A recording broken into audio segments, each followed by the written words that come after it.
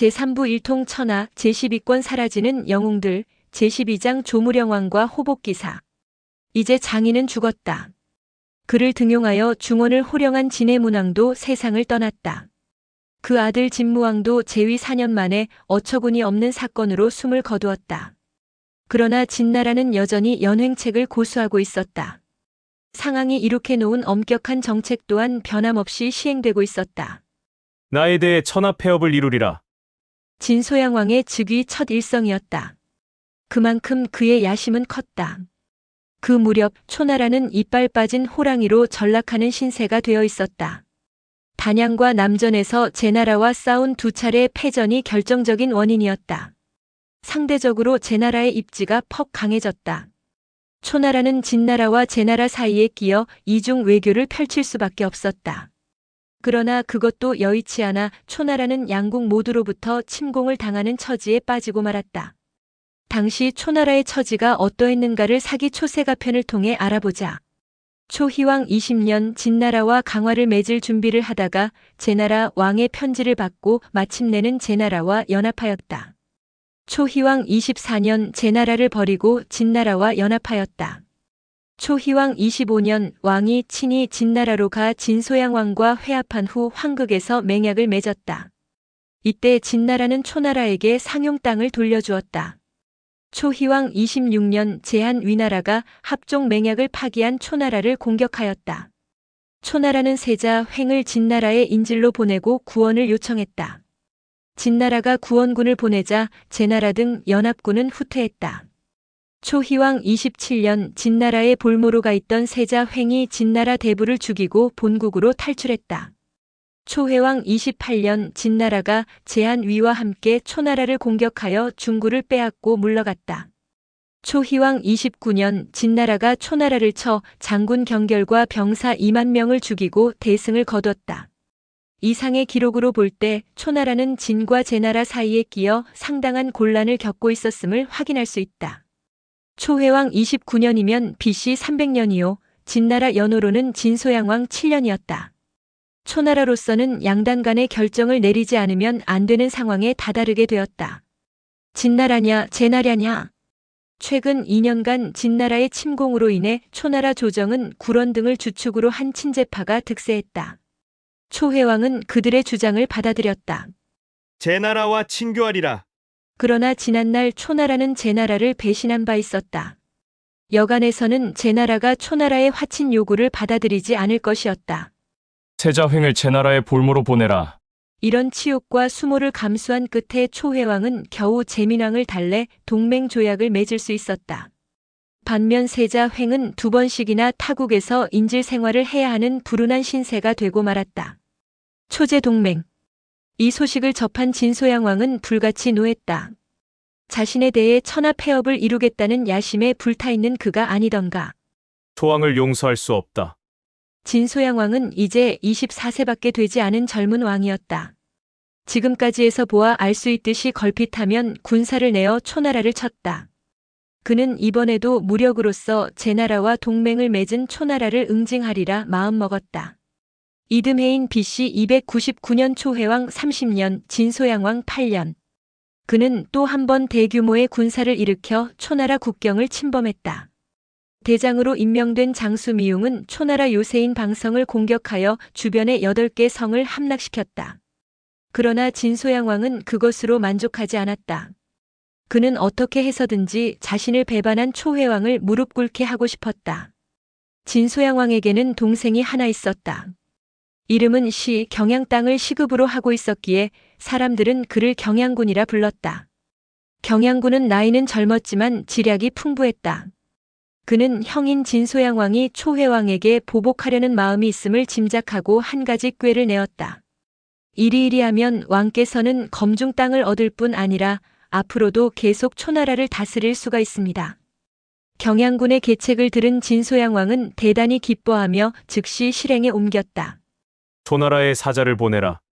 우관에서 서로 만나 지난날의 오해를 풀고 동맹을 맺읍시다. 진소양왕이 초회왕 앞으로 보낸 서신의 내용이었다. 느닷없는 화평 제안에 초회왕은 어리둥절했다. 진소양 왕의 외교적 성향으로 볼 때 그것은 확실히 정상이라고 볼 수 없었기 때문이었다. 무슨 의미일까? 반가움보다는 의심이 일었다. 초회왕은 조정 중신들을 모아 의견을 물을 수밖에 없었다. 무관으로 나가 회담에 응하는 것이 좋겠소? 아니면 가지 않는 것이 좋겠소? 이 물음 하나로 초나라의 조정은 한동안 시끄러웠다. 그때까지도 초나라는 여전히 친진파와 친재파로 나뉘어져 주도권 다툼을 벌이고 있었던 것이다. 당시 주도권을 잡은 쪽은 지난해 제나라와의 동맹을 성사시킨 바 있는 구런, 소저 등 친재파였다. 친재파의 대표인 구런은 두말할 필요 없다는 듯이 주장했다. 진나라는 속이 검은 늑대와 같아서 믿을 수가 없습니다. 만일 왕께서 가시면 다시는 돌아오시지 못할 것입니다. 차라리 군대를 보내어 국경을 단단히 방비하는 것이 낫습니다. 처음은 친재파의 주장이 유리했다. 그러나 조정의 주도권을 빼앗긴 친진파의 반격도 만만치 않았다. 일찍이 장이와 친하게 지낸 바 있는 근상은 물론 초회왕의 아들 공자난이 바로 그 주축 세력이었다. 공자난은 진해 문왕의 딸을 아내로 맞이한 바 있었기에 더욱더 진나라와의 우호 관계를 주장했다. 구론의 말은 옳지 않습니다. 우리 초나라는 이미 수차례 진나라의 침공을 막아내지 못했습니다. 공연히 항거하여 장수와 군사를 잃고 땅까지 잃으니 차라리 이번 기회에 동맹을 맺어 잃은 땅을 회복하는 것이 현명합니다. 두 당파의 주장 사이에서 고민하던 초회왕은 마침내 결정을 내렸다.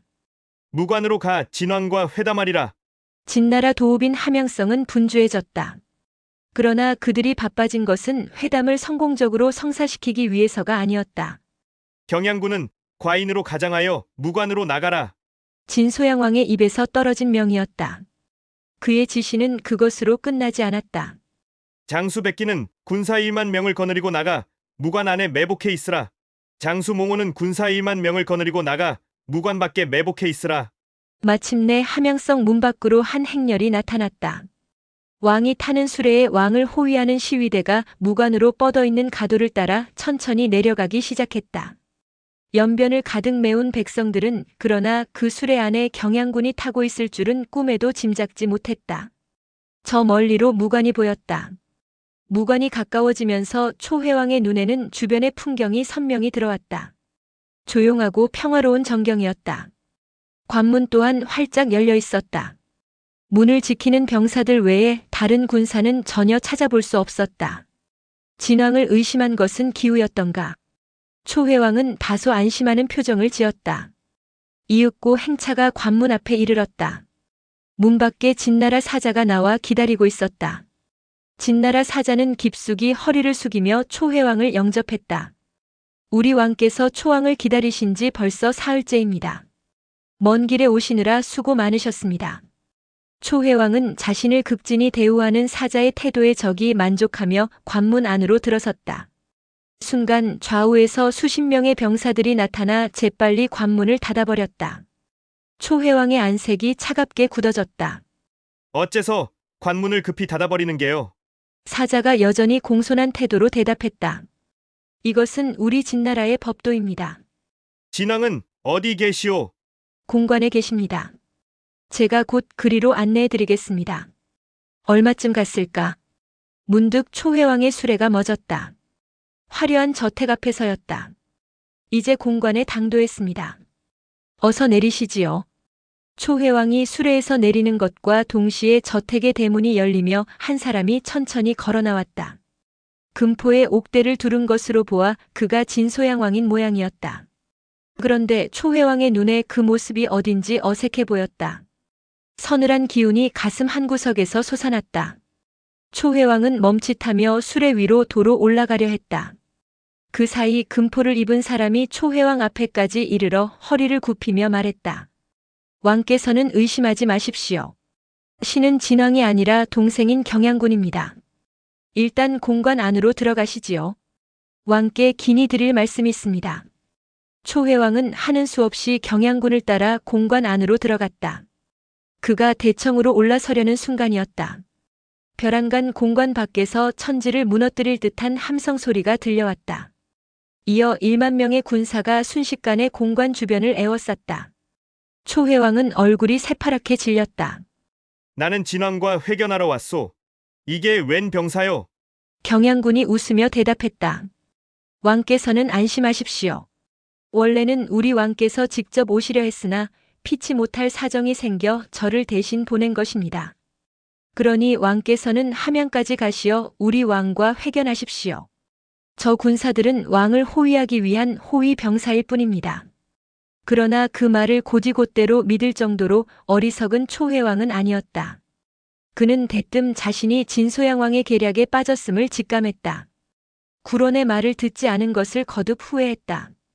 하지만 어쩌겠는가. 이미 진나라 군대에 의해 납치당한 것을.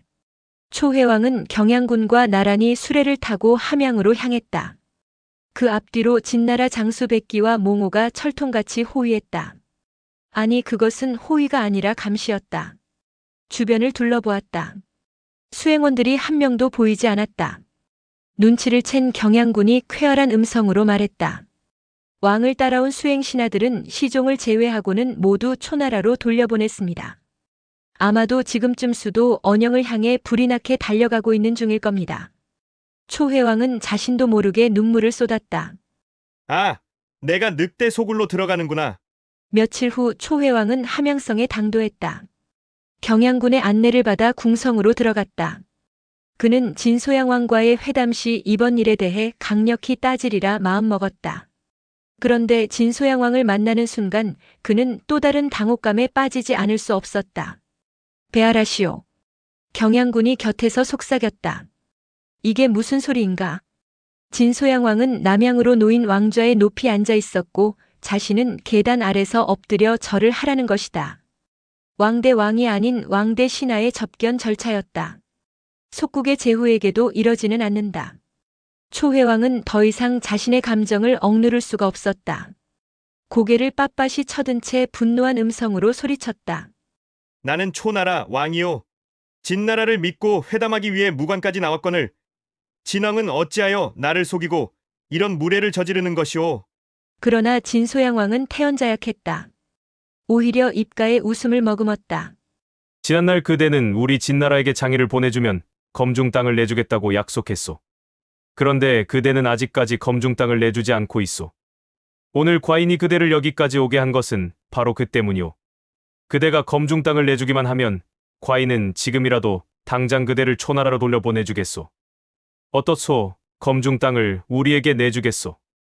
초회왕으로서는 여간 엉뚱한 말이 아니었다. 벌써 언제적의 얘기인가.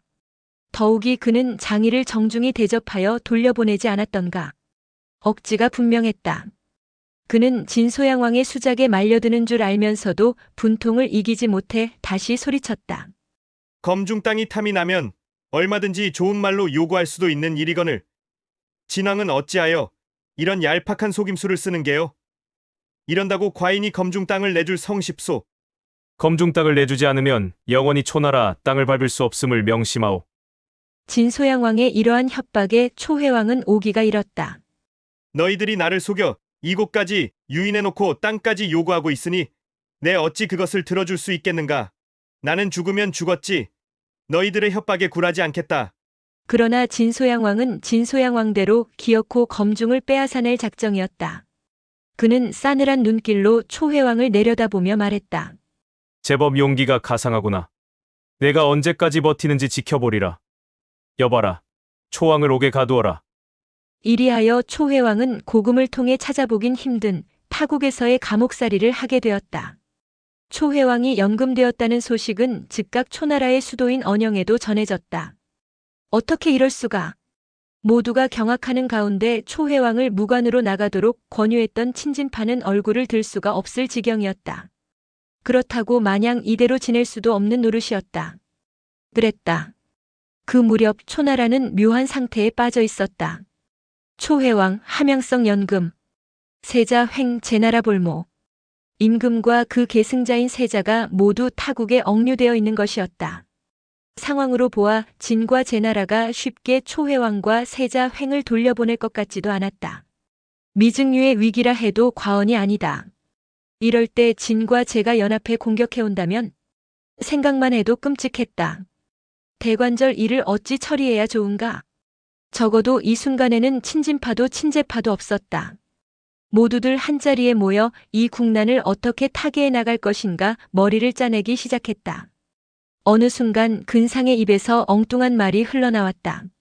할 수 없습니다. 공자난을 왕위에 올리는 수밖에요. 모든 신료의 눈이 근상에게로 쏠렸다. 그럴듯한 아니었기 때문이었다. 신이 난 근상은 덧붙여 설명했다. 그렇지 않습니까? 왕도 세자도 모두 타국에 억류되어 있는 형편입니다. 돌아올 가망성도 없습니다. 국내에 있는 공자라도 왕위에 올라 나라를 다스려야 할 것입니다. 그러지 않으면 우리 초나라는 조석간에 멸망당하고 말 것입니다. 괜찮은 생각이오만 왕과 세자가 다 살아있는데 다른 사람을 왕위에 올린다는 것이 어쩐지 내키지 않는구려. 이렇게 말하고 나선 사람은 영윤소저였다. 내키지 않는다고 이대로 있을 수는 없는 일 아닙니까? 차라리 제 나라에 사람을 보내 국상이 났다고 거짓말을 하여 세자 횡을 돌려달라고 청하는 것이 어떻겠소? 만일 그래도 제 나라가 들어주지 않으면 그때 가서 공자난을 왕위에 모셔도 늦지 않을 것이오. 그것이 좋겠구려. 근상이 순순히 동의함으로써 조정의 의견은 일단 하나로 모아졌다. 초나라 조정은 분주히 움직였다. 제나라로 갈 사자로는 친재파의 대표인 구런이 지명되었다. 구런은 곧 제나라의 수도인 임치로 갔다. 이때 제나라의 임금은 여전히 제민왕이었다. 우리나라 왕이 죽었습니다. 세자 횡을 돌려보내 주십시오. 이런 제안을 받은 제민왕은 망설이지 않을 수 없었다. 초나라를 칠 절호의 기회라고 생각한 것이다. 그는 고심 끝에 많은 문객을 거느리며 점차 국내외에 영향력을 발휘하고 있는 맹상군을 불러 자문을 구했다. 초나라 세자를 돌려보내지 말고 회수 이북 땅을 할양하라고 요구하는 것이 어떻겠소? 이에 대해 맹상군은 명쾌하게 대답했다. 그것은 안 될 말입니다. 초왕의 아들은 세자인 횡만 있는 게 아닙니다. 초나라가 우리의 요구를 거절하고 다른 아들을 왕위에 올려놓는다면 우리는 졸지에 아무 효력이 없는 인지를 붙잡고 있는 셈이 되고 맙니다. 또한 천하의 모든 나라로부터 의롭지 못하다는 비난만 들을 것입니다. 그러지 마시고 세자 횡을 초나라로 돌려보내 왕위에 오르게 하십시오. 맹상군의 충고에 제민왕은 마음을 정했다. 구론을 불러 세자 횡을 내주었다. 이로써 구론은 무사히 세자 횡을 모시고 초나라로 돌아와 왕위에 오르게 하니 그가 곧 초경양왕이다. 초나라의 영윤소저는 초경양왕을 모시자마자 가장 먼저 진나라에 사자를 보내 통보했다. 우리는 신령스러운 사직의 가호 아래 새 왕을 옹립했소. 이 말을 풀이하면 이렇다. 함양에 연금되어 있는 초회왕은 이제 아무 소용없다. 그러니 진왕은 검중 땅을 얻을 생각은 꿈에도 하지 말라. 이런 조롱이 아니겠는가. 초나라로부터 뜻하지 않은 통보를 받은 진소양왕은 분노보다는 허탈감이 앞섰다. 대국의 채무를 벌여가면서까지 속임수를 써 초회왕을 인질로 삼았는데 그 인질이 그만 공질이 되고 만 것이었다. 공질이란 효력이 없는 인질이라는 뜻이다. 허탈감이 사라지자 분노가 치밀었다. 군사를 일으켜 초나라를 쳐라. 진소양왕의 분풀이었다. 진나라는 백기가 대장이 되고 몽호가 부장이 되어 초나라의 영토를 유린했다. 서급 등 15개의 고을을 빼앗고 돌아갔다. 불쌍하게 된 것은 공질이 된 초회왕뿐이었다. 더욱이 그는 이제 왕이 아니었다. 그는 진소양왕보다는 고국의 신하들이 더 원망스러웠다. 돌아가 다시 왕위에 오르리라. 이렇게 결심한 그는 그때부터 탈출을 계획했다. 1년여를 그렇게 보내는 중에 마침내 기회가 찾아왔다. 감시병이 졸고 있는 틈을 타 옥을 빠져나올 수 있었던 것이다. 일반 백성의 옷으로 갈아입은 초회왕은 함양성을 나와 초나라를 향해 달리기 시작했다. 그러나 뒤늦게 초회왕의 탈출을 한 진소양왕은 초나라로 이어지는 모든 길을 막았다. 초회왕의 힘으로는 도저히 그 경계망을 뚫고 초나라로 달아날 수가 없었다. 어쩔 수 없이 발길을 북으로 돌려 조나라로 향했다. 조나라 국경을 지키고 있던 관리는 초회왕이 망명을 신청해오자 자신이 결정한 사안이 아님을 알고 즉시 도읍인 한단으로 사람을 보내 물었다. 초왕이 지금 국경에 와 있습니다. 어떻게 처리하면 좋겠습니까? 여기서 잠시 조나라에 대해 알아보자. 소진에 이어 장이가 출연하여 진나라 재상에 올라 바야흐로 한창 연횡책을 유세하고 다닐 무렵인 BC 326년 진해 문왕 12년에 조숙후가 죽고 그의 아들 옹이 군위에 올랐다. 그가 바로 조무령왕이다. 조무령왕은 조나라를 세운 조양자만큼이나 유명한 왕이다. 단순히 유명하기만 한 것이 아니라 많은 공적을 세우기도 했다. 조나라를 대표하는 최고의 명군으로 평가받고 있다. 아니, 그는 명군이라기보다 좀 별난 왕이었다. 그가 유명하게 된 것은 중원 국가 최초로 기마대를 창설했기 때문이었다. 조무령 왕은 즉위할 무렵 나이가 어렸다. 왕이 어려 정무를 처리할 수 없었기 때문에 박식한 관리 3사람과 사과 3사람, 6사람이 보좌하였다. 사기의 조세가에 기록되어 있는 글이다. 사과란 군주의 과실을 사찰하는 업무를 담당하는 관리다. 사부인 셈이다. 이들로 하여금 어린 조무령 왕을 도와 정사를 살피게 했다. 이때의 대표적인 사부가 비위라는 현신이다. 하지만 조무령 왕은 생각처럼 그렇게 어리지는 않았음이 분명하다. 조무령 왕 5년 한나라 여자를 부인으로 맞이하였다. 당시 대개의 남자들은 30세가 되어서야 결혼을 했다. 만원의 풍습 때문이었다. 예외적으로 일찍 결혼하기도 했으나 일러야 20대였다.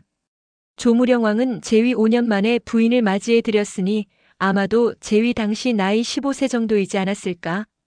그럼에도 불구하고 사부 6명으로 하여금 보좌하게 했다는 것은 조무령 왕이 그만큼 신중하고 겸손했다는 것을 강조하려는 것이 아니었을까?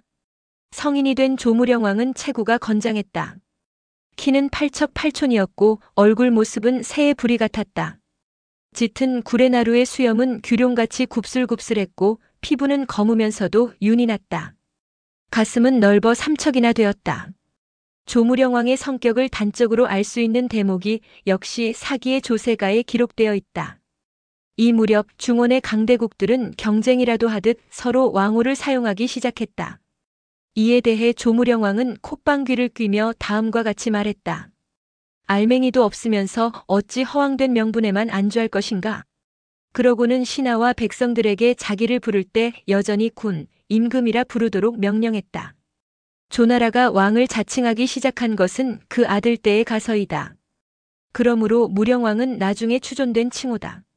그러나 여기서는 편의상 그냥 조무령왕이라고 하겠다. 그는 결혼한 지 얼마 후 아들을 낳았다. 아들의 이름은 장으로 조무령왕은 그를 세자로 삼았다. 재위 11년째 되던 해 연나라에 자지의 정변이 일어났다. 연나라 공자직이 한나라로 망명해오자 조무령왕은 공자직을 자기 나라로 불러들여 연왕으로 삼고 장군 악지로 하여금 호위하여 연나라로 들어가게 했다. 그러나 이내 연소왕이 즉위했다는 소식이 날아들면서 그 일은 무산되고 말았다. 조무령왕 16년 되던 해 진나라의 진해문왕이 세상을 떠났다. 이 해에 조무령왕은 자신의 영토를 순시했는데 대릉이라는 땅에 이르렀을 때 한 꿈을 꾸었다. 꿈속에서 그는 미인 하나를 보았다. 미인은 검은 고를 타며 시 한 수를 읊었다. 미인이여 광채가 눈부시도다. 농염한 그 모습 능소와 같아라. 운명이여 가련한 내 운명이여. 이 외형을 몰라주다니. 그 뒤로 조무령왕은 꿈속의 미인을 한시도 잊지 못했다. 한단으로 돌아오고 나서도 술자리 때마다 신하들에게 꿈 이야기를 들려주었다. 조정신료 중 오광이라는 신하가 있었다. 그런데 그의 딸 이름이 외영이었다. 외영 또한 검은고의 명인이었다. 기이하게 생각한 오광이 집으로 돌아와 아내에게 조무령왕의 꿈 이야기를 들려주자 아내가 말했다. 그 미인은 필시 우리 딸입니다. 어느 날 오광은 조무령왕을 자기 집으로 초빙했다. 술자리가 무르익었을 때 그는 딸 외영을 불러내어 검은고를 연주하게 했다. 조무령왕은 깜짝 놀랐다. 바로 꿈속에서 본 그 미인이었기 때문이었다. 그날로 그는 오광의 딸을 궁중으로 데리고 가 후궁으로 삼았다. 이때부터 사람들은 그 여인을 맹요 혹은 오외라고 불렀다. 맹요는 아름다운 맏딸이라는 뜻이요, 오외는 아름다운 옷이라는 뜻이다. 그 뒤 맹요도 아들 하나를 낳았다. 그가 공자하다. 공자하가 태어난 지 얼마 안 돼 한나라 출신의 부인이 죽어 마침내 맹요가 왕후의 자리에 올랐다. 그녀가 바로 해후다. 조무령왕 18년에 진무왕이 낙양에서 구정을 들다가 다리가 부러져 죽는 사건이 발생했다. 그 무렵 조무령왕의 가슴속에 하나의 야심이 불타올랐다. 우리 조나라도 진이나 제나라처럼 강해질 수는 없을까? 그는 대등한 자격으로 진왕이나 제왕을 상대하고 싶었다. 그러기 위해서 선행해야 할 것이 하나 있었다. 힘. 조무령왕의 머릿속은 늘 바삐 움직였다. 어떻게 하면 힘을 기를 수 있을까? 조나라는 원래 진에서 갈라져 나왔다. 진은 북방을 근거로 한 나라였다. 주변으로 여러 적족들이 많았다. 적족들은 때로는 쇠약해지고 때로는 흥하기도 했다. 그러나 결코 멸망하지는 않았다. 진에서 파생된 조나라는 시르나조우나 북방 민족과 접촉할 수밖에 없었다. 그들의 우수한 점과 모자라는 점을 잘 파악하고 있었다. 오랑캐의 저력은 어디서 나오는 것일까? 조무령왕의 의문은 꼬리에 꼬리를 물고 이어졌다. 그리하여 하나의 결론에 다다른 것이 바로 전쟁터에서의 기동력과 전투력이었다. 병차대 기마. 중원의 주전투 부대는 보병과 병차대였다. 반면 적족은 기마대였다. 어느 것이 강할까? 만일 병차대가 앞선다면 기마대를 주력으로 한 적족은 진작에 멸망했어야 한다. 그런데 적족은 끈질기게 살아남아 늘 중원 땅을 노리고 남아하는 것이다. 바로 이거다. 조무령왕의 의문은 오래가지 않았다. 기마가 강하다. 생각에 생각을 거듭했지만 오랑캐라 불리는 적족의 저력은 기마대일 수밖에 없다는 결론이었다. 빠른 기동력. 거기에 병차 못지않은 파괴력. 평지뿐 아니라 험한 지역도 마음대로 들락거릴 수 있는 원활함. 마침내 조무령왕은 하나의 결심을 하기에 이르렀다. 기마대를 창설하리라. 당시 중원인들로서는 꿈에도 상상할 수 없는 엉뚱한 발상이라고 할 수 있었다. 조무령왕은 신하들 모르게 임시로 기마대 100기를 창설하여 훈련시켰다. 그런데 뜻밖에도 기마대는 전혀 위력을 발휘하지 못했다. 병차대와의 가상 전투에서 번번이 패하고 마는 것이었다. 이상하다. 그는 훈련장으로 나가 기마대의 전투 방식을 관찰했다. 이내 그 원인을 찾아냈다. 옷 때문이다. 당시 중원인들이 입는 옷은 의상이라고 하여 소매가 긴 저고리에 통이 넓은 치마를 입었다. 오랫동안의 풍습이요 중원인의 자긍심이었다. 그런데 그 의상이 말을 타는 데는 여간 불편한 게 아니었다. 즉 기마대가 약한 것이 아니라 말을 타는 병사들의 움직임이 어설펐던 것이다. 그렇다면 적족은 어떠한가? 그들은 아주 오래전부터 소매가 짧고 통이 좁은 바지를 입고 생활해왔다. 그것을 호복이라고 한다. 복은 바지를 뜻한다. 치마를 뜻하는 상에 비해 무척 간편하다. 뛰는데도 편하고 말을 타는 데는 두말할 나위 없이 효율적이다. 그러면 중원인은 어째서 이 간편한 호복을 입지 않는 것일까? 이유는 간단하다. 오랑캐 옷이기 때문이다. 옛날 중원인이 주변 이족들을 깔보는 마음은 오늘날 우리들의 상상을 뛰어넘을 정도로 심했다. 중원의 문화만이 최고다. 이런 의식이 팽배해 있었다. 어쩌다 중원인이 적족의 풍습을 흉내내면 그 사람은 온갖 수모와 멸시를 당해야 했다. 그 정도로 중원인의 자긍심은 대단했다. 그들이 말을 타는 대신 수레를 운송수단으로 선택한 것도 바로 의상에 대한 풍습 때문이라고 할 수 있었다. 이런 중원인이 호복을 입고 말을 탄다는 것은 꿈에도 생각지 못할 일이었다. 그러나 조무령왕은 이러한 사고를 과감히 떨쳐버렸다. 자신의 기마병들에게 명을 내렸다. 호복으로 바꿔 입어라. 과연 그때부터 기마대의 위력은 상상을 초월할 정도로 엄청났다. 4마리의 말이 끄는 병차 한 대의 전투력과 맞먹었다. 한 마리의 말로 4마리 말이 끄는 병차를 상대한다. 얼마나 효과적인가. 호복 차림의 말을 타고 병차대를 상대하는 기마병의 훈련 모습을 지켜보던 조무령왕은 환희와 감동에 몸을 떨지 않을 수 없었다. 조무령왕은 호복 차림의 기마대 창설을 공식적으로 조정회의에 상정했다. 어느 정도 반발은 예상했었다.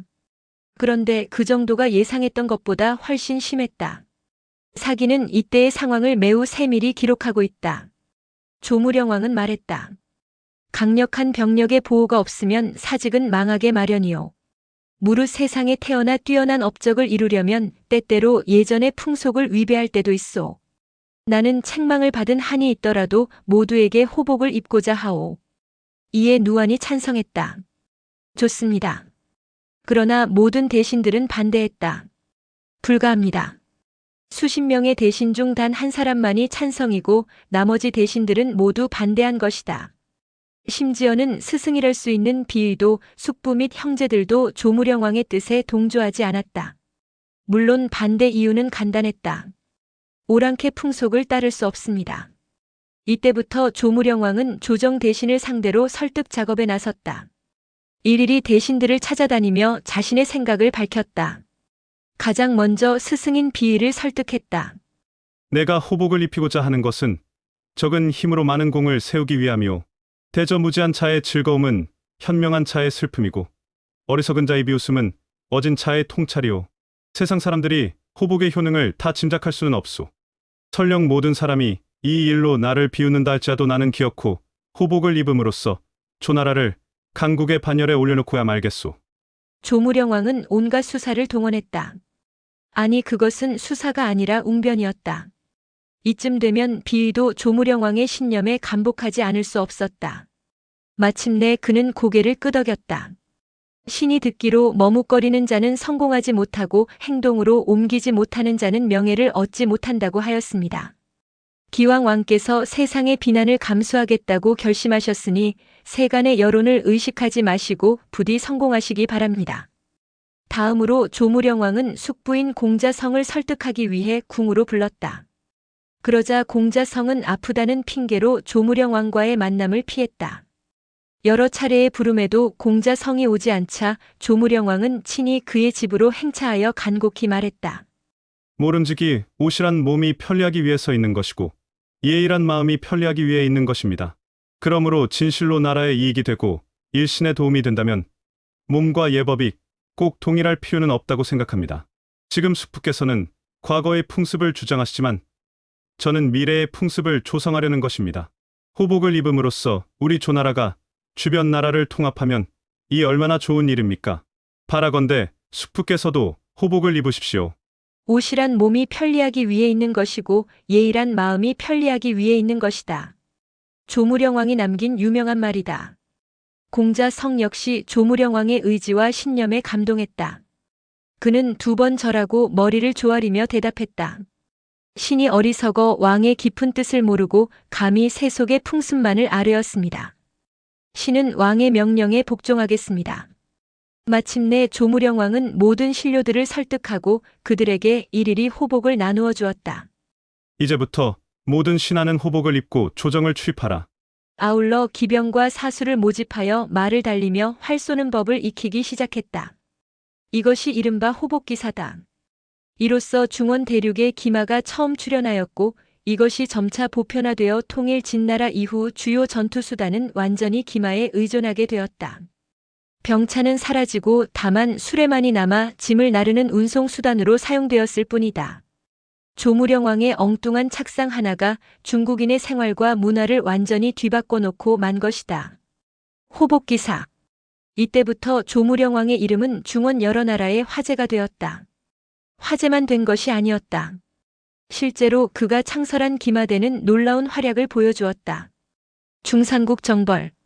조나라와 이웃해 있는 중산국. 한때 위문후 때의 명장 악양의 공격을 받고 멸망했던 나라다. 그 뒤 중산환공에 의해 재건되어 이 무렵에서는 제법 중원을 위협하는 나라로 자리매김하고 있었다.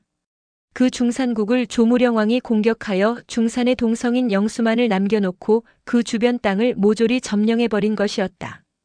이제 시작일 뿐이다. 자신감에 찬 조무령 왕은 이후 매년 주변 적족들을 공격하여 수백 리의 땅을 넓혔다. 개국 이래 조나라가 가장 전성기를 누린 것은 바로 이때였다. 앞서 얘기했듯이 조무령 왕은 별난 왕이었다.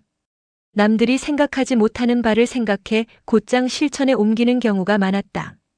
그는 또 한 번 중원에 파문을 일으키는 행동을 보여주었다. 지금까지 중국의 왕위는 왕이 죽은 후에라야만 그 후계자에게 계승되었다. 때때로 정변에 의해 망명하거나 초회왕처럼 타국에 감금되는 처지에 빠졌을 때 새 왕이 서는 경우가 있긴 했지만 이것은 어디까지나 타의에 의해서였다. 또한 새 왕이 서면 그 전의 왕은 왕권을 완전히 상실한 상태였다. 그런데 조무령 왕은 자신이 살아있으면서 스스로 그 아들에게 왕위를 넘겨주는 파격적인 행동을 감행했다. 양위. 조무령 왕이 이런 결심을 하게 된 배경 또한 이채롭다. 천하 폐업을 이루리라. 그 첫 번째 일환으로 중원의 초강대국 진나라를 격파하리라 결심했다. 그러기 위해서는 도읍을 비우고 먼 길을 떠나야만 했다. 오랜 세월 동안 전투를 각오하지 않으면 안 되었다. 그 사이 나라가 빈다. 자신을 대신해서 내정을 책임질 사람이 필요했다. 다른 나라가 쳐들어올 수도 있는데 이 공백을 어떻게 메꿀 것인가. 단순한 섭정이어서는 강력한 집정을 할 수 없다. 왕의 권한이라야 한다. 이런 식으로 비약하던 조무령 왕의 뇌리를 스친 것이 바로 양위였다. 나는 군사만을 맡고 양위받은 왕은 내정을 담당한다. 이 얼마나 기발한 착상인가. 조무령 왕은 스스로의 생각에 도취되어 과감히 자신의 아들에게 왕위를 물려주기로 결심한 것이다. 그런데 조무령 왕이 자신의 아들에게 왕위를 물려주기로 결심했는데 여기서 현실적인 문제가 발생했다. 누구에게 왕위를 물려주느냐 하는 것이었다. 당시 조무령 왕에게는 여러 명의 아들이 있었다. 그중 유력한 공자는 셋이었다. 죽은 한씨 부인의 소생인 세자장과 후궁 소생인 공자승, 그리고 맹유의 소생인 공자하가 바로 그들이었다. 원래대로라면 당연히 세자장에게 왕위를 내주어야 했다. 하지만 맹유를 총애하면서부터 조무령 왕의 마음은 자신도 모르게 공자하에게로 쏠렸다. 맹유의 부추김도 있었을 것이다.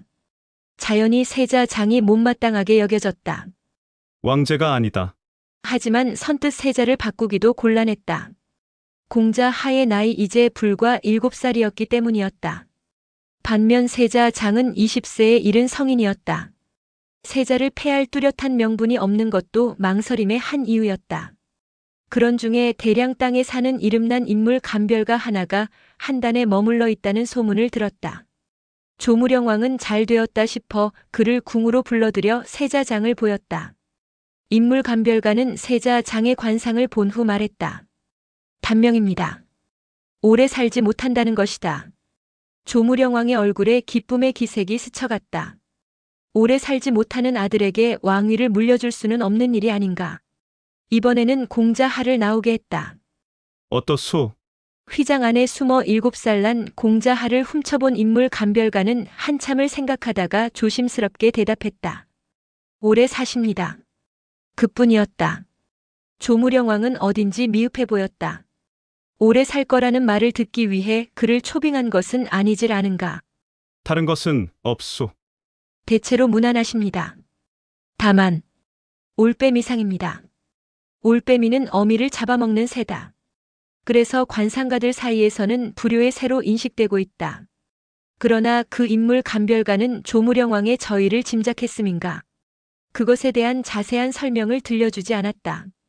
그렇게 그는 궁을 나가버렸다. 올빼미상이라니. 그것이 어떤 것을 뜻하는 것일까? 조무령 왕은 궁금했다. 공자하의 후견인으로 이태라는 사람이 있었다. 그는 자기 나름대로의 해석을 조무령 왕에게 들려주었다.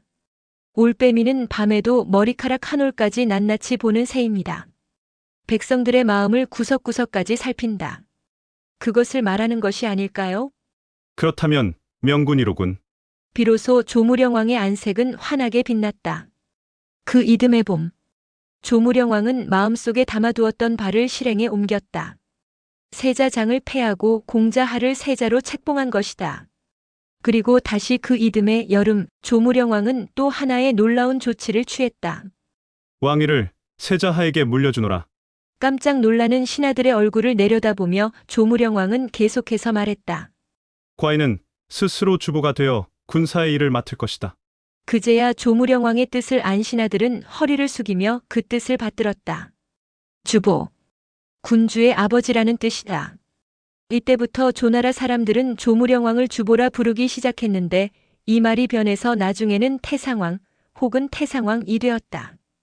그러므로 조무령 왕은 중국 역사상 최초의 태상왕이 된 셈이다. 조무령 왕의 이러한 행동으로 인해 이제 막 9살이 된 세자하는 졸지의 왕이 되었다. 그가 바로 조해문왕이다. BC 299년 조무령 왕 27년 5월의 일이었다. 워낙 대가 센 조무령 왕의 위엄에 눌린 폐세자 공자장은 별다른 반발을 보이지 않았다. 이로 인해 조무령 왕에서 조해문왕으로 이어지는 양위는 순조롭게 이루어졌다. 뒤이어 후속 조치가 내려졌다. 재상에는 원로 대신이자 조무령 왕의 스승이었던 비위가 올랐다. 군대를 통솔하는 사마에는 조무령 왕의 숙부인 공자성이 임명되었다. 폐세자 장은 안양 땅을 시급으로 받고 안양군에 봉해졌다. 안양군의 보좌관으로는 전불례가 임명되었다. 이로써 조나라는 두 왕이 통치를 하는 묘한 정치 형태를 보여주게 되었다. 앞서 얘기했던 대로 조무령 왕은 내정에 관한 일만 아들인 조해문왕에게 넘겨주었을 뿐 군사권은 여전히 자신이 장악하고 있었다. 그 이유는 명확하다. 영토 확장. 나아가서는 천하 폐업을 이루려는 야심에서였다. 양위를 한 그 이듬해부터 조무령 왕은 자신이 창설한 기마대를 앞세워 매년 원정길에 나섰다. 서북 방면의 호 땅을 점령했으며 운중과 누번의 항복을 받아냈다. 이로써 조나라는 사방 1,000리가 넘는 넓은 영토를 보유하게 되었다. 이제 진나라를 치리라. 천하 폐업을 이루는 방법으로는 여러 가지가 있다. 그중 하나는 강대국 진나라를 정벌함으로써 다른 열국을 복종시킨다. 이것이 조무령 왕이 선택한 방법이었다. 그러나 역시 진나라는 만만치 않은 나라다. 마음처럼 그렇게 쉬운 상대가 아닌 것이다. 사전에 충분한 준비가 필요했다. 내가 친히 진나라를 염탐하고 오리라. 여기서 조무령 왕은 별난 왕답게 또 하나의 기행을 남기게 된다. 그는 먼저 이름을 조초라고 바꾸고 스스로 사신이 되어 진나라 함양성으로 들어갔다. 물론 각 분야의 전문가들이 그를 수행했다. 함양으로 가는 길에 그는 진나라의 산천과 지형과 도로 등을 살펴 일일이 그림으로 그려두는 것을 잊지 않았다. 이윽고 조무령 왕은 함양에 당도했다. 그는 사신의 자격으로 온 것이므로 공식 절차를 밟아 진소양 왕에게 아련을 청했다. 진소양 왕이 조초 일행을 맞아들여 물었다. 그대 나라의 왕은 금년의 나이가 어떻게 되는가? 조초 즉 조무령 왕이 태연스럽게 대답했다. 이제 40대의 한창 나이십니다. 들리는 소문으로 조왕은 아들에게 왕위를 전했다고 하는데 아직 근력이 좋다면서 어째서 왕위를 전한 것인가? 우리 주보께서는 처음 왕위에 오르셨을 때 나라 다스리는 법을 몰라 꽤 곤란을 겪으셨습니다. 그래서 일찌감치 나라 다스리는 법을 익히게 하려는 뜻에서 세자에게 왕위를 물려주신 것입니다. 조초는 조금도 망설이거나 두려워하는 빛 없이 진소양 왕과 대화를 나누었다. 진소양 왕은 속으로 생각했다. 이번에 온 사신은 인물이 참으로 출중하구나. 아련을 마치고 조초가 객관으로 물러간 뒤였다. 진소양 왕은 골똘히 생각에 잠겼다. 조초의 예사롭지 않은 풍채와 언변이 자꾸 눈앞에 어른거리는 것이었다. 이상하다. 아무리 사람이 잘나도 왕을 섬기는 신하는 다른 법인데 그 조초라는 사람은 어쩐지 윗사람을 섬기는 사람 같지가 않다. 진소양 왕은 밤새 조초에 대해 생각하다가 날이 밝자마자 시종을 불러 지시했다. 객관으로 가 조나라 사신을 궁으로 들라 해라. 시종이 객관에 다녀와서 보고했다. 조나라 사신은 어젯밤부터 병이 나서 방에서 한 발자국도 움직이지 못할 지경이라고 합니다. 몸을 조리하여 사흘 후에 입궐에 찾아뵙겠다고 합니다. 사흘이 지났다. 그런데도 조초는 궁으로 들어오지도 않고 아무런 연락도 보내오지 않았다. 진소양 왕이 다시 시종을 불러 명했다. 다시 가서 조나라 사신을 데려오너라. 시종이 객관으로 가자 한 사람이 나와서 응대하며 말했다. 내가 조초인데 진왕께선 무슨 일로 나를 찾으시는지. 시종은 어리둥절했다. 3일 전에 본 그 조초가 아니었기 때문이었다. 어찌되었건 그는 조초라고 자칭한 사람을 데리고 궁으로 들어갔다. 놀라고 어리둥절하기는 진소양 왕도 마찬가지였다. 그는 눈앞에 서 있는 사신에게 물었다. 내가 진짜 조초라면 사흘 전 조초라고 자칭하던 자는 누구냐? 그분은 우리 조나라 왕의 아버지가 되시는 주보이십니다. 주보께서는 진왕의 위엄을 친히 보시고자 사신으로 가장하고 여기까지 오신 것입니다. 진소양 왕은 깜짝 놀랐다. 그렇다면 너희 주보는 지금 어디 있느냐? 이미 사흘 전에 이곳을 떠나셨습니다. 그래서 제가 남아 왕의 꾸중을 듣기로 했습니다. 진소양 왕은 발을 동동 굴렀다. 조나라 주보가 나를 속였구나. 여봐라. 당장 군사를 보내어 주보를 잡아오너라. 경양군과 장수백기가 날랜 병사 500명을 거느리고 바람처럼 달려갔다. 그러나 때는 이미 늦었다. 조무령 왕은 이미 이틀 전에 함곡관을 빠져나간 뒤였다. 하는 수 없이 진소양 왕은 남아있는 조나라 사신을 예로써 대접하여 돌려보냈다.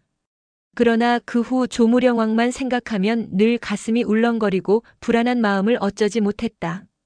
진나라 염탐을 마치고 한단으로 돌아온 조무령 왕 또한 진나라의 튼튼한 방비와 일사불란하게 움직이는 조정의 기강에 감탄을 금치 못했다. 진나라는 함부로 칠 나라가 아니다. 대신 그는 도성인 영수만 남은 중산국을 공격했다. 피폐할 대로 피폐한 중산국은 조나라의 기마대를 감당하기에는 역부족이었다. 결국 중산국 왕은 성문을 열고 항복했다. 이로써 중원 한복판에 자리 잡은 이족 국가 중산은 출현한 지 얼마 안 되어 허무하다 싶을 정도로 흔적 없이 역사의 저편으로 사라져버렸다. 호복 기사에서 알 수 있듯이 조무령 왕은 상당히 현실적인 사람이었다. 조무령 왕이 이런 성향을 지니게 된 데에는 신하들의 영향을 적지 않게 받았다. 조무령 왕이 중산국을 멸망시킬 때 전해오는 일화가 하나 있다. 조무령 왕은 중산국을 공격하기 전에 이자라는 사람을 시켜 중산국의 실태를 조사해 오도록 했다. 이자가 돌아오자 조무령 왕이 물었다. 중산국을 공격하면 성공할 수 있을 것인가? 이자가 대답했다. 성공할 것입니다. 어째서 성공할 것이라고 생각하는가? 신이 가서 살펴보니 중산국의 임금은 바위굴에 숨어 지내는 선비들을 자주 만나며 그들을 만나기 위해 좁은 길로 가는 것을 수고롭게 여기지 않았습니다. 또한 아무 벼슬도 없는 선비들을 수시로 궁으로 초빙해 그들의 말을 경청하곤 하였습니다. 조무령 왕이 의아하여 물었다. 그대 말을 들으니 중산국 임금은 현명한 군주가 분명하다. 그런데 그대는 어찌하여 중산국을 공격하면 성공할 수 있다고 장담하는가? 그렇지 않습니다. 무릇 바위굴에 숨어 지내는 선비를 높이 대우하면 고된 훈련을 받은 병사들은 전쟁터에 나가 힘써 싸우지 않으면 벼슬 없는 선비들을 존중하면 땀 흘려 농사 짓는 농부들은 그들을 부러워하여 더 이상 힘써 농사일을 하지 않습니다. 병사가 전쟁터에 나가 힘써 싸우지 않고 농부가 밭에 나가 힘껏 농사를 짓지 않는 나라치고 망하지 않은 나라가 없습니다. 지금이 중산국을 공격하기에 가장 좋은 시기입니다. 조무령 왕은 감탄했다. 옳고 옳도다. 그리하여 조무령 왕은 군사를 일으켜 중산국을 공격하여 그대로 멸망시켜버리고 만 것이었다. 조무령 왕은 영수에 새로이 성을 쌓고 그 성의 이름을 조왕성이라 이름지었다. BC 296년 조해문왕 3년의 일이었다. 조무령 왕이 중산국을 멸망시킨 바로 그 해에 초해왕이 함양을 탈출하여 조나라 국경으로 도망쳐왔다. 조해문왕이 신하들을 불러 물었다. 국경을 지키는 관리의 보고에 의하면 지금 초왕이 우리나라로 도망쳐와 망명하기를 바란다 하오. 초왕을 받아들이는 것이 좋겠소? 아니면 돌려보내는 것이 좋겠소? 재상비의가 대답했다. 주보의 말씀에 의하면 진나라는 함부로 대적할 나라가 아니라고 합니다. 초왕을 받아들이면 진왕은 크게 노하여 군대를 낼지도 모릅니다. 굳이 초왕 때문에 진나라와 싸울 필요는 없습니다. 조해문왕은 노재상 비의의 말에 고개를 끄덕였다. 국경 관리를 불러 지시했다. 초왕을 돌려보내라. 이 소식을 들은 초해왕은 눈앞이 캄캄해졌다. 정녕 이 넓은 땅에 내가 갈 곳이 없단 말인가? 초해왕은 절망에 빠져 다시 발걸음을 위나라 대량 쪽으로 돌렸다. 그러나 그의 운명은 이미 다했음인가? 조나라 국경을 떠나 위나라로 향하는 중에 마침 뒤쫓아온 진나라 추격군에 의해 체포되고 말았다. 어쩌면 조나라 측에서 그를 진나라 군대에 넘긴 것인지도 모르겠다. 초해왕은 다시 함양성으로 끌려와 감금되었다. 그는 더 이상 삶에 대한 의욕을 잃었다. 정신이 나간 사람처럼 멍하게 지내더니 끝내는 병에 걸려 세상을 떠나고 말았다. 이보다 더한 비운의 왕이 있을까? 진소양 왕은 그제야 초해왕의 시체를 관에 담아 초나라로 돌려보냈다. 초나라 백성들은 초회왕의 유해를 보고 몹시 동정했다. 타국 땅에서 연금 생활을 하다가 한을 품고 죽은 초회왕은 그래서 회라는 시호를 받았다. 싸늘한 시신이 되어서야 고국으로 돌아온 초회왕의 모습을 보고 통탄을 금치 못한 사람은 반진파의 대표 구런이었다. 이 모든 게 공자난과 간신 근상 때문이다. 그런데 구런을 더욱 분노케 한 것은 새 왕인 초경양 왕이 공자난과 근상의 감언이설에 속아 변함없이 친진 정책을 펴가고 있다는 점이었다. 어찌 이럴 수가 있는가? 이때부터 구런은 기회가 날 때마다 초경양 왕에게 간했다. 왕께서는 간신을 멀리하고 현자를 초빙하십시오. 그리하여 군대를 훈련시켜 부왕의 원수를 갚도록 하십시오. 그러나 왕을 꼬드기는데 천부적인 자질을 타고난 근상을 당해낼 수 없었다. 요즘 들어 구런이 벼슬이 오르지 않는다 하여 불평이 몹시 심해졌습니다. 보는 이마다 우리 왕은 불효한 사람이다. 부왕의 원수는 갚을 생각을 하지 않고 오히려 진나라에 아첨하고 있다고 떠벌리고 다닙니다. 가만 놔두면 신료와 백성들이 왕을 우습게 알까 두렵습니다. 친밀도로 치면 근상이 구런보다 더 초경양 왕과 가까웠다. 왕을 접하기도 자주 접했다. 그는 초경양 왕을 그림자처럼 따라붙으며 구런을 참소했다. 여기에 영윤이자 이복 동생인 공자난까지 가세했다. 구런은 능력에 비해 지위가 너무 높습니다.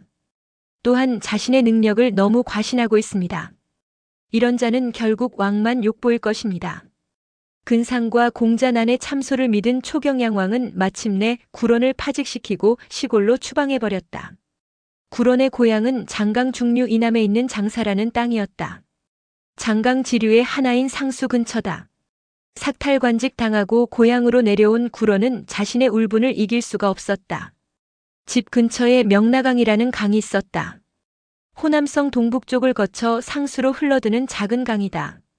그는 날마다 명나강가로 나갔다.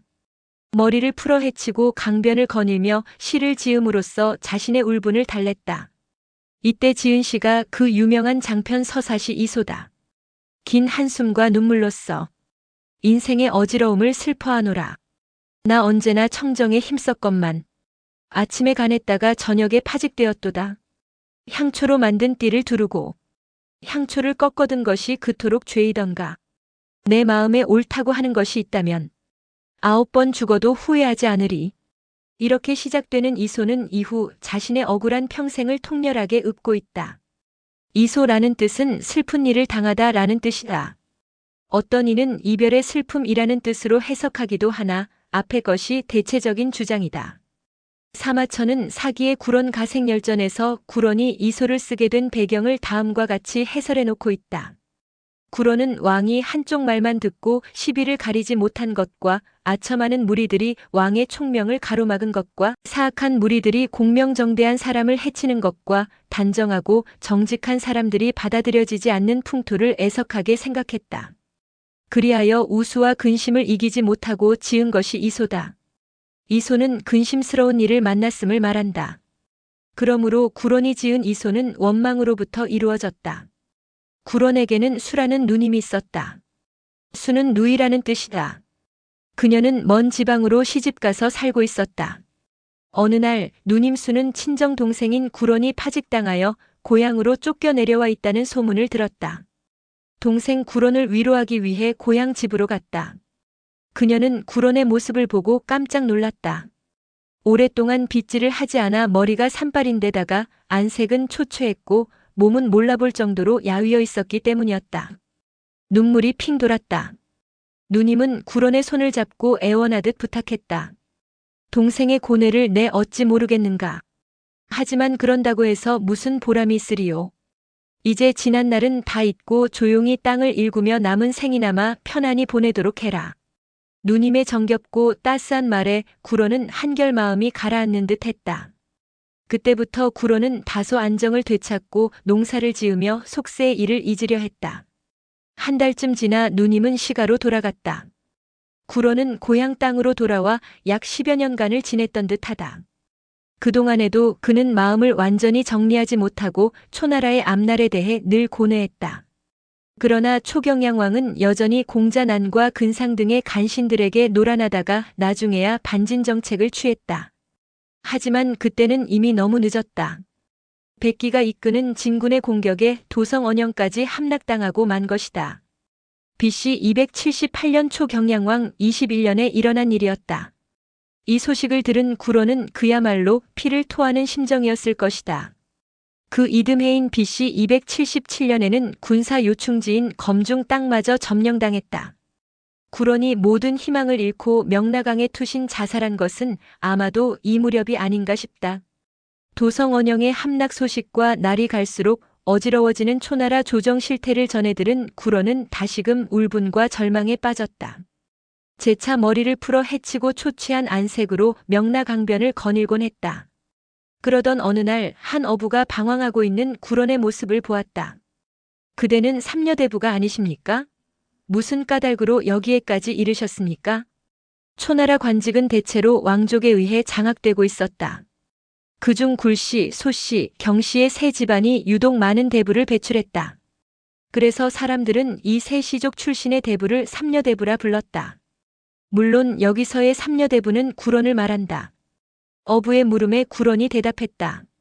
온 세상이 혼탁한 가운데 나 홀로 깨끗했고 모든 사람이 취해 있는 가운데 나 홀로 깨어 있었소.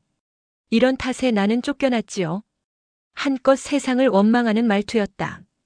그런데 이 대답이 어부의 귀에는 매우 가소롭고 오만하게 들렸던 모양이다. 모름지기 성인이란 세상 물정에 얽매이지 않는 법입니다. 능히 세속의 변화에 따를 수 있어야 성인이라 할 수 있습니다. 온 세상이 혼탁하다면 대부는 어찌하여 그 흐름에 따라 물결을 타지 않으십니까? 모든 사람이 취해 있다면 어찌 그 술지개미나 남은 술을 마셔서 함께 취하지 않으십니까? 대부 혼자 깨끗한 척하다 보니 이렇게 추방당한 것이 아닙니까? 한마디로 적당히 살면 될 것을 어찌 그리도 어렵게 사느냐는 것이었다. 그러나 평생을 올곧게 살아온 구런이었다. 어부의 그러한 말이 귀에 들어올 리 없었다. 그는 싸늘하고 오만한 웃음을 입가에 머금으며 대답했다. 내가 듣기로 방금 머리를 감은 사람은 반드시 관을 털어서 쓰고 방금 목욕한 사람은 반드시 옷을 털어서 입는다 하였소. 더욱이 나는 평생 동안 티 하나 묻히지 않고 깨끗하게 지내온 사람이요. 차라리 흐르는 강물에 몸을 던져 물고기 밥이 될지언정 어찌 눈보다 흰 결백한 몸에 세속의 더러움을 묻힐 수 있겠소? 이에 어부는 빙긋 웃음으로 응대한 후 노를 들어 뱃전을 두드리기 시작했다. 어느덧 그의 입에서는 노랫가락이 흘러나오고 있었다. 창량에 물 맑을지어다. 맑으면 내 각근을 빨고 창량에 물 흐릴지어다. 흐리면 내 발목을 씻고. 그 유명한 어부의 노래다. 구런이여 어찌하여 흐르는 물결을 거역하려는 것인가? 물이 맑으면 각근을 빨면 되는 것이고 물이 흐려질 때는 발을 씻으면 되는 것이거늘. 어부는 노래를 마치고는 아무 말 없이 떠나갔다. 혼자 남은 구런은 참담함을 금치 못했다. 이름 없는 고기잡이 노인에게마저 조롱당한 아픔을 뭐라 형언할 길이 없었다. 한참을 강변에 서 있던 구런의 입에서 문득 하나의 읍조림이 새어나왔다. 이 시가 바로 그의 마지막 작품으로 알려진 회사부이다. 다소 길기는 하지만 한 위대한 시인의 절규를 들어보는 것도 의미 있을 것 같아 여기 그 전문을 소개해본다. 눈부신 첫여름이여 초목이 무성하구나. 마음 상해 늘 애달퍼하다가 호련 남쪽 땅에 이르렀도다. 멀리 내다보니 차마 견디기 어려운 고요한 뿐. 하는 가슴에 오롤이 맺히고 몸은 비통한 공경에 빠졌도다. 아픈 가슴 어루만지며 고개 숙여 옛일을 돌이켜보노라. 모난 나무 깎으면 둥글게 되는 것인가 불변의 법도는 바꿀 수 없는 법. 애초에 마음 바꾸려 하나 군자는 그것을 용납치 않는도다. 지금까지 나의 생각 여전히 변함이 없네. 마음 곱고 성품 강한 것은 현인들이 찬미해온 바. 솜씨 좋은 장인들이 다듬지 않으니 그 누가 굽고 발음을 헤아릴 쏜가. 아름다운 문이 어둠에 빛을 뿜어도 맹인은 빛나지 않는다 하고 이루 시력이 좋은 전설상의 인물과 눈을 가늘게 떠도 맹인은 장님으로 여길 뿐이네. 흰 것을 검은 것으로 바꾸어 놓고 위의 것을 아래로 뒤집어 놓았구나. 봉황은 조롱에 갇히고 닭과 꿩이 제 세상인 양 날갯짓 하네. 옥과 돌을 뒤섞어 하나의 저울로 재는 세상. 대저 저들의 더러운 마음이 나의 고결함을 알지 못하는도다. 등진 것 무겁고 싫은 것 많으나 덫에 걸려 빠져나갈 수 없도다. 아름다운 옥 움켜쥔들 보여줄 사람 아무도 없네. 성 안의 개들이 무리지어 다니다가 괴이한 것만 보며 마구 짖는도다. 준거를 비방하고 의심하는 것은 본래 졸속한 자의 추태다. 재주를 안으로 감추고 있으니 사람들은 그 이채로움을 모르는구나. 재료가 쌓여도 사람들은 그것을 알아보지 못하고 인의를 쌓아도 높은 지위를 부유함으로 아는도다. 순 임금 같은 분을 만날 수 없으니 누가 나의 진실을 알아주랴. 예부터 서로 함께 하기 어렵다 하더니 이제 그 까닭을 알겠도다. 탕왕과 우임금은 먼 옛날에 사람 아득하여 추종할 수 없구나. 어긋남을 꾸짖고 분함을 바꾸어 기운을 차려보자. 혼란의 시절 만났지만 변절하지 말고 이 의지 후세의 모범되기를 바라노라. 북으로 걸음을 옮기려 하니 해가 뉘엿뉘엿 저무는구나. 시름도 풀고 슬픔도 버리고 이제 죽음에 임하노라. 나 내 한 형식, 마무리라는 뜻. 힘차게 흐르는 원수여, 상수여. 갈라지며 빠르게 흐르는구나. 먼 여로 잡초로 뒤덮여 끝간데 없이 뻗어 있도다. 슬픈 심정 음노라니 탄식만 더욱 길어지네. 세상이 나를 알아주지 않는데 누구와 이 마음 함께 할꼬. 동행할 법 아무도 없구나. 백낙 말을 잘 부리는 사람이 죽고 없으니 천리만은 누가 가려주겠는가. 사람이 타고난 운명은 제각기 정해져 있는 법. 마음을 굳히고 뜻을 넓히면 그 나머지 무엇이 두려우랴. 쌓이는 애통함은 더욱 짙어가고 애처로운 탄식만 길어지는도다. 세상이 혼탁하여 알아주지 않으니 누구와 마음같이 나눌 것인가. 죽음은 피할 수 없는 것. 무엇을 안타까워하는 것이냐. 분명히 군자에게 말하노니 나는 장차 표상이 되리라. 읍조림을 마친 구로는 큰 돌을 품에 안고 명나강에 몸을 던져 자살했다. 이래서 이 시를 회사부라 하는 것이다. 회사란 자살하기 위해 돌을 품에 안는다는 뜻이다. 이렇게 한 위대한 시인은 자신의 모든 것을 토해버리고 스스로 목숨을 끊었다. 시대의 아픔, 속세의 고뇌도 이제 명나강의 물결과 함께 다시는 돌아올 수 없는 곳으로 흘러감이었다. 사마천은 사기열전에서 그의 일생을 쓰고 나서 다음과 같이 그의 죽음을 안타까워하였다. 나는 이소천문 초내영을 읽고 나서 구론의 심정을 몹시 슬퍼하였다. 장사에 와서 구론이 빠져 죽었던 깊은 물을 바라보며 눈물을 떨구지 않을 수 없었고 그의 인간됨에 대하여 상념에 잠겼다.